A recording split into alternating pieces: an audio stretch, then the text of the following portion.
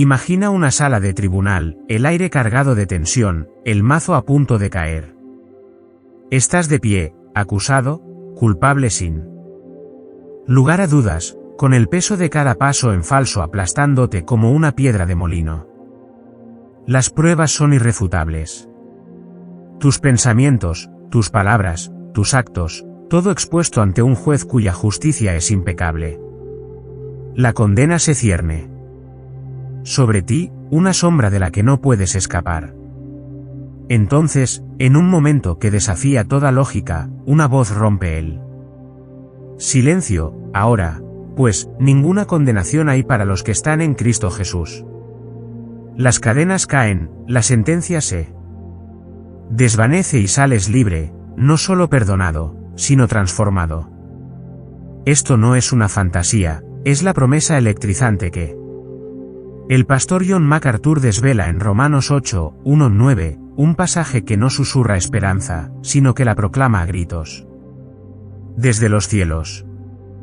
MacArthur se adentra en este texto como un explorador que desentierra un tesoro largamente oculto, y lo que encuentra no es una doctrina árida ni un reglamento polvoriento, es una revolución. Ninguna condenación no es una sugerencia cortés, es una declaración que reescribe tu historia. Pero, ¿libertad de qué? No solo de la culpa que acecha tus noches en vela, sino del propio poder del pecado y la muerte que una vez te mantuvo cautivo. Los primeros 9 versículos de Romanos 8 se despliegan como un mapa, guiándonos a través de un paisaje de desesperación convertido en triunfo, donde el espíritu de vida no solo abre la puerta de la prisión, sino que desmantela la prisión misma. No se trata de ganarse un respiro, se trata de recibir una nueva vida, una en la que la condenación ni siquiera es un susurro en el horizonte. ¿Qué hace que esta promesa sea tan magnética? No es una invitación a la complacencia, como si la libertad implicara desentenderse de toda responsabilidad. MacArthur se apresura a aclararlo, esta libertad no es una licencia para pecar, sino una plataforma para vivir de manera diferente. La ley del espíritu de vida, explica, nos libera de la ley del pecado y la muerte, un cambio cósmico de la esclavitud a la filiación. Es como si el universo mismo hubiera sido reordenado y se nos invitara a caminar hacia la luz. Piensa en ello como un pájaro liberado de una jaula, no para aletear sin rumbo, sino para volar con propósito. La pregunta queda en el aire, ¿cómo llegamos aquí? Como un mundo atado por el pecado y el juicio se convierte en un lugar donde ninguna condenación no solo es posible, sino cierta? Para responder a eso, MacArthur no comienza con teología abstracta, sino con una historia. Es un relato que se remonta al principio, a un jardín donde la ley de Dios no era una carga, sino un latido, pulsando en perfecto ritmo con los primeros pasos de la humanidad. Pero esa armonía no duró. El pecado irrumpió como ladrón, y el papel de la ley cambió, adoptando nuevas formas a lo largo de las eras. Desde la inocencia del Edén hasta el trueno del Sinaí, la ley de Dios ha sido un hilo tejido en nuestra historia, revelando tanto su santidad como nuestra impotencia. Y ahora, en Romanos 8, nos encontramos en el clímax de esa historia, un momento en que la ley no es solo un estándar que no logramos cumplir, sino un regalo que somos capacitados para realizar. Esta salva inicial de Romanos 8 no es un sermón para los débiles de corazón. Es un grito de guerra para los quebrantados, un salvavidas para los agotados, una canción para los redimidos. La voz de MacArthur resuena a través del texto, instándonos a detenernos aquí, a sentir el peso de ninguna condenación asentándose en nuestros huesos. ¿Por qué? Si esto es verdad, si la condenación no tiene ningún poder sobre nosotros, entonces todo cambia. Nuestro pasado no nos define, nuestros fracasos no nos atan y nuestro futuro brilla con posibilidades. Pero para aferrarnos a esta libertad, necesitamos rastrear sus raíces. Cómo evolucionó la ley de Dios desde un instinto natural hasta un mandato aplastante. Y, finalmente, hasta una realidad viva dentro de nosotros. Ese viaje comienza en un jardín, donde la ley fue escrita por primera vez, no en piedra, sino en el corazón humano. El eco de ninguna condenación aún resuena en nuestros oídos desde Romanos 8, una promesa tan audaz que exige que rebobinemos la cinta de la historia para comprender cómo llegamos a tal momento. El pastor John MacArthur no nos deja con conjeturas, nos transporta a un tiempo anterior a la culpa, anterior al juicio, a un jardín donde el aire estaba impregnado de inocencia y la ley de Dios no era una regla tallada en piedra, sino un ritmo que latía en los corazones de Adán y Eva. En esos primeros días dorados, la obediencia no era una lucha. Era tan natural como respirar. Creados a imagen de Dios, reflejaban su santidad sin esfuerzo, sus voluntades alineadas con la suya como un río que fluye sin obstáculos hacia el mar. La ley no era una lista de no harás clavada en un árbol, era la esencia misma de su ser, una danza de deleite en la presencia de su creador. Pero esa melodía no duró. Una serpiente se deslizó en la escena, sus palabras destilando astucia, y con un solo mordisco, la armonía se hizo añicos. El pecado irrumpió como un vándalo, saqueando el corazón humano, dejándolo oscuro y desafiante. Donde antes reinaba suprema la voluntad de Dios, ahora la rebelión tomaba el trono. MacArthur retrata esta caída con una claridad contundente. La naturaleza de Adán y Eva pasó de la piedad a la impiedad, y la ley que una vez fluía a través de ellos se convirtió en un recuerdo lejano, ahogado por el clamor de los deseos egoístas. La humanidad no solo tropezó, se precipitó en un abismo, y la intimidad del Edén dio paso al exilio. De repente, la ley que había sido su sustento se sentía como una extraña, sus demandas irreconocibles para un corazón ahora inclinado a la desobediencia. Pasaron siglos, y Dios no abandonó a su creación para que vagara en esa oscuridad. En una montaña envuelta en humo y fuego, habló de nuevo. Esta vez, la ley no llegó como un instinto, sino como un decreto atronador, grabado en tablas de piedra por el dedo mismo de Dios. El Sinaí no fue un reencuentro gentil, fue una confrontación. Los 10 mandamientos brillaban con perfección divina, un espejo alzado ante un pueblo que había olvidado cómo era la santidad. No tendrás otros dioses delante de mí, retumbó la voz, y con cada mandato, la brecha se ensanchaba entre la justicia de Dios y la ruina de la humanidad. MacArthur lo enfatiza, la ley en piedra no era una escalera para escalar de regreso al Edén, era un martillo que aplastaba a los pecadores bajo el peso de su propia culpa. El pueblo temblaba, no solo por los relámpagos, sino por la certeza de que no podían cumplir esas reglas. Sus voluntades eran demasiado débiles, sus corazones demasiado deformados. ¿Cuál fue el propósito de Dios en esto? No torturar, sino enseñar. La ley se convirtió en un reflector, exponiendo el pecado por lo que era, traición contra un rey santo. MacArthur se apoya en Romanos 6 y 7 aquí, mostrando cómo definió la transgresión, eliminando excusas y dejando a la humanidad desnuda ante la justicia divina. Pero hizo más que acusar. Señaló hacia adelante. En Gálatas 3, señala, la ley fue un tutor, un guía severo que llevaba a un pueblo desesperado al borde de su propia impotencia. Imagina a un niño garabateando en una pizarra, fallando en cada lección, hasta que la voz del maestro finalmente irrumpe, necesitas que alguien más escriba esto por ti. Ese alguien aún estaba por venir, pero la ley en piedra sentó las bases, acumulando los escombros del esfuerzo humano hasta que el clamor por un redentor se volvió demasiado fuerte para ignorar. Este viaje, del corazón a la piedra, no fue el fin de la historia, sin embargo.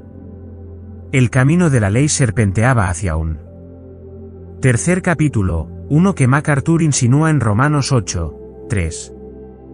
Las tablas del Sinaí, tan inflexibles como eran, no podían cerrar el abismo que el pecado había abierto.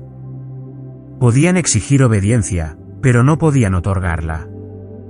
El pueblo construyó un tabernáculo para albergar la presencia de Dios, pero era tan temporal como su determinación, plegable, frágil, una sombra de lo que se necesitaba. Algo mayor estaba en marcha, un momento en que la ley no solo confrontaría a la humanidad, sino que habitaría en ella. Ese momento llegó no con truenos, sino con el llanto de un bebé en Belén, donde la ley de Dios tomaría carne de una manera que ninguna tabla de piedra jamás podría. La promesa de ninguna condenación estaba tomando forma, sus raíces extendiéndose a través de la historia, listas para florecer en la vida de aquel que la llevaría a su plenitud. El camino desde la armonía perdida del Edén hasta la piedra inflexible del Sinaí llevó a la humanidad a un precipicio, tambaleándose entre la desesperación y la esperanza. La ley, que una vez fue un latido y luego un martillo, había expuesto nuestra ruina pero no ofrecía rescate, hasta que una estrella perforó la noche sobre Belén. El pastor John MacArthur nos guía hacia este giro crucial en Romanos 8:3. Dios envió a su propio Hijo en semejanza de carne de pecado y como ofrenda por el pecado. Aquí, la ley no retumbó desde una montaña, caminó entre nosotros, vestida de humanidad. Jesús llegó no como un ideal distante, sino como la ley hecha carne, cada paso un eco impecable de la santa voluntad de Dios. En él, los mandamientos que nos aplastaban fueron vividos en tiempo real. Perfectamente, gloriosamente, imposibles. Adéntrate por un momento en Galilea. Las multitudes se agolpan, el polvo se arremolina bajo los pies, y el hijo de un carpintero pronuncia palabras que cortan más profundo que cualquier tabla de piedra. Sana a un leproso con un toque. Silencia una tormenta con un susurro y convierte el agua en vino con una sonrisa. Los fariseos se burlan, garabateando sus acusaciones, pero no pueden negarlo. Este hombre encarna lo que ellos han perseguido durante toda su vida. Este es mi Hijo amado, de quien estoy muy complacido, declara el Padre desde los cielos, un veredicto que resuena más verdadero que el rugido del Sinaí. A diferencia de la inocencia de Adán, que se desmoronó ante la primera prueba, la perfección de Cristo es eterna, sin mácula por el caos que lo rodea. La ley, escrita una vez en el jardín y luego tallada en roca, ahora respira en una vida tan radiante que nos ciega a nuestras propias sombras. Pero aquí es donde MacArthur nos sacude con una revelación que nos detiene en seco. Esta perfección, tan impresionante como es, no puede salvarnos. Su vida perfecta es tan inútil para salvar como lo es la ley escrita en piedra, insiste. Y las palabras caen como un trueno. ¿Cómo puede ser eso? ¿No es Jesús la respuesta que hemos estado buscando desde la caída? La verdad duele, su obediencia no nos rescata como ejemplo, sino que revela cuán lejos hemos caído. Los 10 mandamientos exigían una santidad que no podíamos alcanzar, la vida de Cristo exige una santidad que ni siquiera podemos soñar con tocar. Cuando dice ama a tus enemigos y luego se arrodilla para lavar los pies de Judas, no nos inspira, nos deshace. Cada acto suyo es un espejo, reflejando no solo nuestro pecado, sino nuestra absoluta incapacidad para igualarlo. La ley en piedra nos condenaba por romper reglas, la ley en Cristo nos condena por estar rotos. Esta tensión es el latido del argumento de MacArthur, y vale la pena detenerse aquí. Jesús no vino para ser nuestro modelo a seguir, vino para ser nuestro sustituto. Romanos 8:3 desentraña el misterio, lo que la ley no pudo hacer. Débil como era por la carne, Dios lo hizo. La ley, ya fuera grabada en piedra o vivida en carne, carecía del poder para cerrar el abismo que el pecado había excavado. La perfección de Cristo no fue una escalera para que escaláramos, fue un sacrificio para que lo reclamáramos. En la cruz, no solo obedeció la ley, cargó con su castigo, tomando la condenación que merecíamos y enterrándola en su tumba. Las multitudes que aclamaron sus milagros no lo vieron venir, los discípulos que juraron lealtad no lo comprendieron hasta que la tumba quedó vacía. Su vida no fue la cura, su muerte y resurrección lo fueron. Esta paradoja es lo que hace posible ninguna condenación. La ley en Cristo no falló, triunfó donde la piedra y el esfuerzo humano jamás pudieron. Sin embargo, MacArthur nos deja con una insinuación, incluso esta victoria apunta a algo más. Si la vida perfecta de Cristo no pudo salvarnos por sí sola, y su sacrificio únicamente asegura nuestro perdón, ¿qué nos cambia? ¿Cómo pasamos de rebeldes condenados a un pueblo que cumple la ley? La respuesta no está en imitar a Jesús, está en recibir lo que Él ofrece. El viaje de la ley no ha terminado, está a punto de dar su giro más asombroso. No en una cruz, sino en los corazones de aquellos a quienes Él redime. Desde el instinto del Edén hasta la piedra del Sinaí y el triunfo del Calvario, el escenario está listo para un nuevo capítulo, uno en el que la ley no solo se obedece, sino que renace dentro de nosotros. La cruz permaneció en silencio, la tumba quedó vacía, y la promesa de ninguna condenación se alzó como el amanecer sobre un mundo cansado de sombras. Cristo había hecho lo que ni la inocencia del Edén, ni la piedra del Sinaí, ni siquiera su propia vida perfecta pudieron. Conquistó la pena del pecado, asegurando un perdón escrito con sangre. Pero el pastor John MacArthur no nos deja detenernos al pie del Calvario, nos impulsa hacia Romanos 8:4, donde la historia da un giro asombroso, para que el requisito de la ley se cumpla en nosotros. Esto no es solo libertad del juicio, es libertad para convertirnos en algo nuevo.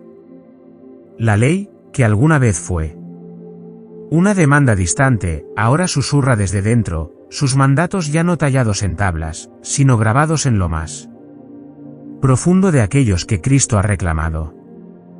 Mucho antes de que los clavos atravesaran sus manos, Dios insinuó este milagro a través de sus profetas. En Jeremías 31, la voz del Señor irrumpió en el exilio de Israel, he aquí que vienen días en que haré un nuevo pacto.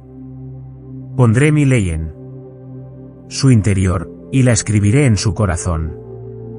Ezequiel hizo eco de la promesa, pintando una escena de renovación, rociaré sobre ustedes agua limpia. Les daré un corazón nuevo y pondré un espíritu nuevo dentro de ustedes. Esto no era un ajuste al sistema antiguo, era una revolución. La ley que retumbó en el Sinaí, inflexible y fría, había sido un maestro que nos llevaba a la desesperación, ahora, se convertiría en una compañera, viva y cálida dentro de nosotros. MacArthur lo resalta, la salvación no es un tecnicismo legal, es un trasplante de corazón, una cirugía divina que reconfigura nuestros deseos más profundos. Imagina a un alfarero en su torno, con manos firmes mientras levanta un trozo de arcilla estropeado por grietas y manchas. Con cuidado, no solo lo repara, lo remodela por completo, moldeándolo en un recipiente que brilla con propósito. Eso es el nuevo pacto en acción. El espíritu de vida, el mismo espíritu que levantó a Jesús de entre los muertos, se instala en los escombros de nuestras almas. Donde antes reinaba la rebelión, Él planta una semilla de justicia. Donde la ley alguna vez se alzaba como acusadora, ahora canta como amiga. Yo seré su Dios, y ellos serán mi pueblo, prometió Dios, y en Cristo, esa promesa echa raíces. El requisito de la ley, santidad, amor, obediencia, no se cierne sobre nosotros como una amenaza, florece dentro de nosotros como un regalo, cumplido no con esfuerzo forzado, sino por una naturaleza transformada. Aquí es donde la voz de MacArthur se hincha de maravilla, en nosotros, no solo por nosotros. La diferencia es colosal. El antiguo pacto exigía cumplimiento externo: lava tus manos, ofrece tus corderos, guarda el sábado, e Israel tropezaba en cada paso, sus corazones aún vagando en Egipto. El nuevo pacto invierte el guión, no se trata de pulir el exterior mientras el interior se pudre, se trata de un renacimiento que irradia hacia afuera. El nuevo espíritu de Ezequiel no es un sentimiento vago, es el Espíritu Santo mismo, tomando residencia, convirtiendo corazones de piedra en carne, encendiendo un amor por la voluntad de Dios que las tablas nunca pudieron provocar. No obedeces porque debes. Obedeces porque quieres, porque es lo que te has convertido. Esta transformación no es un cuento de hadas, es un hecho, insiste MacArthur, señalando la certeza de Romanos 8:4, la ley se cumple en nosotros. Piensa en un árbol en primavera, sus ramas cargadas de frutos no porque se esforzó por producirlos, sino porque sus raíces beben profundamente de agua viva. Eso es el creyente bajo el nuevo pacto. Espíritu riega nuestras almas, y la obediencia crece de manera natural, imperfectamente, sí, pero de verdad. Ninguna condenación de Romanos 8:1 no es un respiro estático, es una realidad dinámica, palpitante de vida. Cristo no solo pagó nuestra deuda, reescribió nuestro destino, entregándonos un guión donde amar la ley de Dios se convierte en la nota más verdadera de nuestra canción. Pero, ¿cómo se manifiesta esto en el polvo y la rutina de la vida diaria? El viaje de la ley, del corazón a la piedra, a Cristo y a nosotros, aterriza en una promesa que pide ser vivida. Si el Espíritu se ha mudado dentro, si la ley es ahora nuestro latido, ¿cómo se ve eso cuando el sol salga mañana? MacArthur insinúa la respuesta en Romanos 8:5-9, no es solo un corazón nuevo, es un caminar nuevo, una nueva forma de ser que se inclina hacia el Espíritu y se aleja de la carne. El nuevo pacto no nos deja contemplando nuestro ombligo en asombro, nos envía al mundo, con los pies en la tierra, los ojos en las cosas de arriba, viviendo la libertad que Cristo aseguró. El nuevo pacto ha reescrito la ley desde un mandato distante hasta un pulso vivo dentro de nosotros, una canción de libertad que resuena con ninguna condenación en cada rincón de nuestro ser. Pero el pastor John MacArthur no nos deja deleitándonos en el resplandor de ese milagro, nos lleva a Romanos 8:5-9, donde la teoría se encuentra con la práctica. Los que viven según el Espíritu piensan en las cosas del Espíritu. Esto no es un ideal elevado reservado para santos de vitrales, es una llamada a caminar diferente. Aquí mismo, en el desorden de la vida diaria. El Espíritu no solo se ha instalado en nuestros corazones, está redirigiendo nuestros pasos, remodelando nuestros pensamientos y elevando nuestra mirada. ¿Qué significa vivir con la ley como nuestro latido? Significa un nuevo ritmo, una nueva inclinación, una nueva forma de ser que se curva hacia la vida y la paz. Imagina a un marinero en un mar agitado por la tormenta, el viento aullando, las olas estrellándose contra el casco. Antes de que el viento del Espíritu llenara sus velas, él se dejaba llevar a donde las corrientes de la carne, ira, envidia, desesperación, lo arrastraran, su brújula girando sin control. Esa es la vieja vida que MacArthur describe, la Mente puesta en la carne es muerte, un barco a la deriva, rehén de una naturaleza que solo conoce la rebelión. Corazón no convertido no solo es propenso al pecado, está definido por él, una tripulación cautiva remando hacia la destrucción sin poder cambiar el rumbo.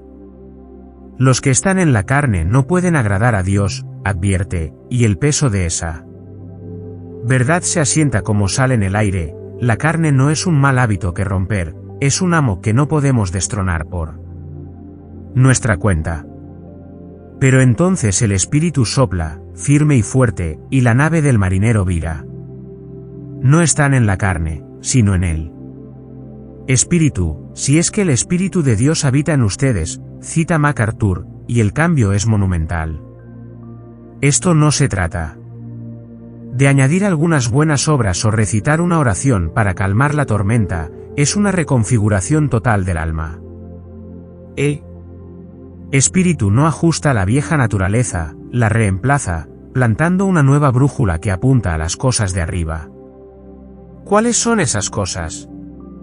Verdad, amor, justicia, paz, los tesoros del corazón de Dios que ahora brillan en nuestro horizonte.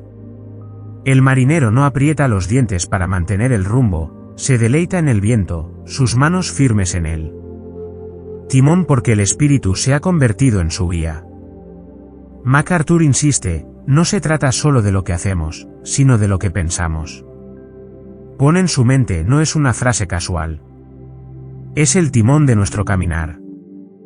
Imagina un jardín tras un largo invierno, el suelo descongelándose al toque del sol. Espíritu labra nuestras mentes, arrancando las malezas del rencor y sembrando semillas de gracia. No es que la tentación desaparezca, las tormentas aún se forman, pero la corriente dominante cambia. Donde antes nos regodeábamos en agravios o perseguíamos placeres fugaces, ahora nos detenemos en las Escrituras, luchamos en oración, anhelamos la santidad. La mente puesta en el Espíritu es vida y paz, dice, y esa paz no es una tregua frágil, es una corriente profunda, constante bajo las olas, porque nuestros pensamientos están anclados en una nueva base. Esta nueva disposición no es un acto en solitario, es la sinfonía del Espíritu tocando a través de nosotros. Si alguien no tiene el Espíritu de Cristo, no le pertenece, añade MacArthur, una nota sobria que agudiza lo que está en juego. Esto no es un equipo opcional para la vida cristiana, es el motor. Sin el Espíritu, seguimos a la deriva, atados a la carne y hundiéndonos. Pero con él, no solo sobrevivimos a la tormenta, navegamos a través de ella, nuestro rumbo fijado por un poder mayor que nosotros mismos. Y aquí está la maravilla, este caminar no es perfecto. Nos desviaremos. Juzgaremos mal el viento, tropezaremos en la cubierta. Sin embargo, el Espíritu nos mantiene avanzando, su presencia es la prueba de que ninguna condenación no es un respiro pasajero, es nuestro rumbo eterno. Entonces, ¿cómo se ve esto cuando el sol salga mañana? Es la elección silenciosa de perdonar cuando la rabia parece más fácil, la resolución de orar cuando la duda se cuela, la alegría de un himno tarareado en el tráfico. No es impecable. Es fiel. La voz de MacArthur resuena clara, esto es lo que somos ahora, no porque hayamos dominado la ley, sino porque el Espíritu nos ha dominado. La promesa del nuevo pacto no es una pieza de museo para admirar, es un viento para montar. Una vida para vivir. Y mientras navegamos, no podemos evitar preguntarnos, si este es nuestro rumbo ahora, ¿qué pasa cuando las tormentas del pecado sigan rugiendo? ¿Cómo se sostiene ninguna condenación cuando aún fallamos? La respuesta está adelante, en una esperanza que perdura incluso en las más oscuras tempestades.